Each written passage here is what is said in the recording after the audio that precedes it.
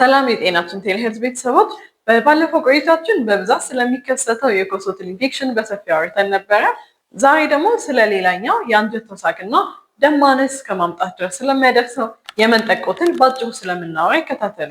የመንጠቆ ትል ኢንፌክሽን በብዛት የሚከሰት በሞቃታማና ከፊል ሞቃታማ አካባቢዎች ሲሆን በተለይም የንጽህና አጠባበቅ ዝቅተኛ በሆነባቸውና ሰዎችም ደግሞ በባዶ እግራቸው በአብዛኛው ጊዜ በተበከለ አፈር ላይ በሚሄዱባቸው አካባቢዎች ላይ ነው።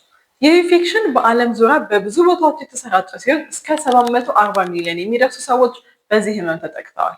የመንጠቆ ትል እጮች ወይም ደግሞ ላርቫዎች በበሽታ ከተጠቃ ሰው ሰገራ በመውጣትና ወደ አፈር ውስጥ በመግባት አፈሩን ይበክሉታል። ከዛ በተበከለ አፈር ላይ በባዶ እግር የሚሄዱ ከሆነ እጮቹ በእግሩ ቆዳ ውስጥ በኩል በመግባት ወደ ሰውነቱ ይገባሉ። እነዚህ እጮች በቆዳ ውስጥ ከገቡ በኋላ በሰውነቱ ውስጥ ወደ ተለያዩ አካላት ይሄዳሉ።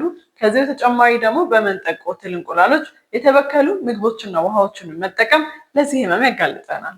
ይህ ኢንፌክሽን በሰገራ ምርመራ ከተረጋገጠ በኋላ ቀጣዩ እርምጃ የሚሆነው ህክምና ሲሆን የሚሰጡት መድኃኒቶች ከ1 እስከ 7 ቀናት በአፍ የሚወሰድ ጥገኛ ትሎችን ለማጥፋት የሚያገለግሉ ናቸው።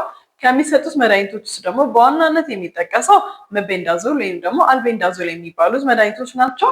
ምንጊዜም ግን ሁላችንም ህመሞችን የምንከላከልበት መንገድ ካለ ማወቅ አስፈላጊ ስለሆነ ራሳችንን ከመንጠቆ ትል የምንከላከልባቸው መንገዶች ደግሞ በጥቂቱ እናውራ።